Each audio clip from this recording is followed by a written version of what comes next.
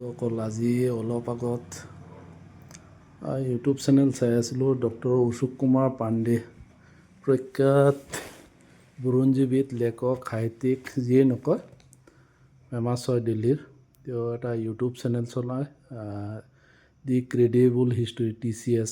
Actually তেওঁৰ দুটা channel, TCS live আৰু TCS। তেওঁ এটা ভিডিঅ' দি আছিলে ভাৰতৰ সৰ্ববৃহৎ আৰ্থিক ঘোটালাৰ ওপৰত। অলপ আজিয়ে আপলোড কৰিছে তেওঁৰ চেনেলত। ভিডিঅ'টো চালোঁ। আমাৰ PM কেয়াৰ্ছ, একচুৱেলি আমি সৰুৰে পৰা শুনা পাই আছোঁ প্ৰধানমন্ত্ৰী ৰাহত কোষ বুলি এটা আছে প্ৰধানমন্ত্ৰীৰ কাৰ্যালয়ৰ। বিভিন্ন প্ৰাকৃতিক দুৰ্যোগৰ সময়ত ইয়াৰ পৰা চৰকাৰে টকা লৈ ইয়াত যিমান থাকে বিভিন্ন কামত ব্যৱহাৰ কৰে। আপদ বিপদৰ সময়ত কামত লগায়। প্ৰাকৃতিক দুৰ্যোগৰ 2020 বৰ্ষত যেতিয়া ক'ভিড আৰম্ভ হ'ল গোটেই পৃথিৱীত, তেতিয়া আমাৰ প্ৰধানমন্ত্ৰী, বৰ্তমানৰ যশস্বী প্ৰধানমন্ত্ৰীগৰাকীয়ে, মোদী ডাঙৰীয়াই ক'লে তেওঁ এটা নতুনকৈ PM কেয়াৰ বুলি এটা ফাণ্ড খুলিলে, আৰু এইটো ট্ৰাষ্টি তেওঁ মেইন। তাৰপিছত থাকিব ফাইনেন্স মিনিষ্টাৰ, তাৰপিছত হোম মিনিষ্টাৰ আৰু কোনোবা এক্সটাৰ্নেল এফেয়াৰ্ছ মিনিষ্টাৰ, তেনেকুৱা কিবা আছিলে এজন সদস্য। ৰেজিষ্ট্ৰিও হ'ল, ট্ৰাষ্ট হিচাপে ৰেজিষ্টাৰ হ'ল। তাৰপিছত কথা হ'ল এইটোৰ গঠন হোৱাৰ পিছৰ পৰা দেশ বিদেশৰ পৰা বিভিন্ন ধৰণৰ টকাৰ লেনদেন হৈছে। 6,000 কিমান কোটি টকা কৈ আছিলে অশোক কুমাৰ পাণ্ডে তেওঁৰ বিৰুদ্ধ। ডাঙৰ প্ৰশ্ন হ'ল, তেওঁৰ মতে এইটো এটা ডাঙৰ আৰ্থিক ঘোটালা। একচুৱেলি যিকোনো আৰ্থিক লেনদেনৰ, চৰকাৰী আৰ্থিক লেনদেন হয়, তাৰ এটা হিচাপ নিকাচ থাকে, কেগৰ ৰিপৰ্ট আহে। কিন্তু এইটোত ৰিপৰ্ট এটা দিছে থুলমূলকৈ, ক'ত খৰচ হৈছে, ক'ৰ পৰা আহিছে পইচা, সেইখিনি দেখুওৱা নাই।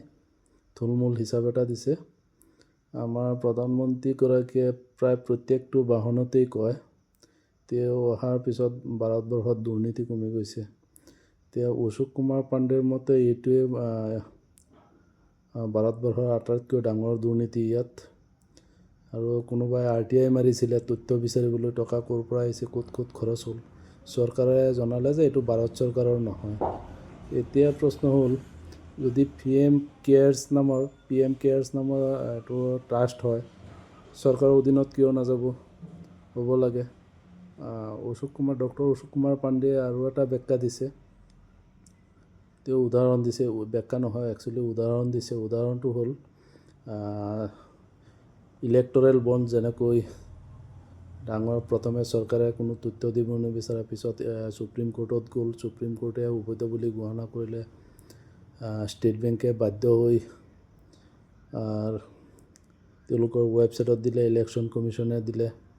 তাৰপিছত দেখা গ'ল সেইটো এটা ডাঙৰ ঘোটালা ৰাজনৈতিক দলসমূহৰ। আৰু এইটোও তেনেকুৱা বুলি কৈ আছে অশোক কুমাৰ পাণ্ডে। একচুৱেলি সৰ্বসাধাৰণ ৰাইজে বুজিবলৈ বাকী নাই আৰু। য'ত প্ৰধানমন্ত্ৰীয়ে ৰাহত কোষ বুলি এটা আছে, ৰাহত কোষ, তাত আকৌ PM কেয়াৰ্ছ কিয় লাগে? ইয়াতো নিশ্চয় কিবা ৰহস্য আছে। তেওঁলোক বিজ্ঞ মানুহ, ৰাজনীতিবিদ নহয়, বুৰঞ্জীবিদ হয়, লেখক হয়, দিল্লীত থাকে। গতিকে তেওঁলোক ৰাজধানী চহৰত থাকে, গম পায়, এইবোৰ উমান লৈ থাকে। আমাৰ নিচিনা সৰু সুৰা মানুহৰ এইবোৰ আলোচ্য বিষয় নহয়। একচুৱেলি অলপ শিক্ষা দীক্ষা আছে যেতিয়া ময়ো ভাবোঁ যে এইটো এটা আৰ্থিক দুৰ্নীতি হয়। কেগৰ ৰিপৰ্টটো যদি সম্পূৰ্ণকৈ ওলায় তেতিয়াহ'লে ধৰা পৰিব এইটো এটা আৰ্থিক ঘোটালা। যেনেকৈ মই আৰু ইয়াৰ লগত আৰু এটা বস্তু সংযোজন কৰিম, সেইটো হ'ল নোটবন্দীয়ে বহুত ক'লা মানি বগা কৰিলে, ক'লা টকা বগা কৰি দিলে। কাৰোবাৰ কোটি কোটি টকা, এনেকুৱা উদাহৰণ ইয়াতে নগাঁৱতে দেখা পাইছোঁ।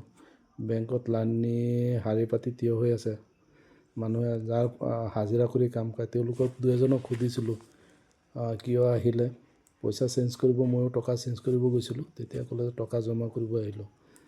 টকা ক'ত পালে? কৈছে নহয় হাজিৰা পাইছোঁ, হাজিৰাহে আহিছোঁ, টকা জমা কৰিম, অমুকৰ টকা।